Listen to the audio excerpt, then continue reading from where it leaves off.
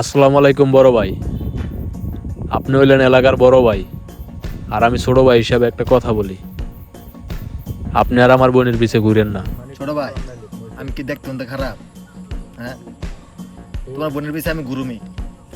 যাও, তুমি পারলে কিছু করো। সম্মান দিলাম, সম্মানটা রাখলেন না। বন্ধু, তোরা এনে দাঁড়ায় রইছস, আর এইদিকে জালাল ভাই আছে না, হয়তো আমার বোনের উল্টাপাল্টা চিঠি দেয়, উল্টাপাল্টা প্রস্তাব দেয়। তোরা একটু চল, আরে কিছু কথাবার্তা কই আমি মীমাংসা করে আসি। জালাল ভাই অনেক ডেঞ্জারাস লোক, আমরা এইসব বিষয়ে যাইতাম না। ভাই তোকে এইসব বিষয় তোরা দেখ, আমরা দেখতে পারবো না, ঠিক আছে? যা, আমরা এইসবের ভিতরে নাই। তুই রাগ করলে করতে পারস, আমার ফ্যামিলিতে অনেক প্রেশার আছে, আমি তোর লগে আর চলতে পারবো না। কি হইছে? তুই আজে বাজে পোলাপানের লগে চলস, নষ্ট হয়ে যেতে যাস। তোর লগে চললে আমিও নষ্ট হয়ে যাবো।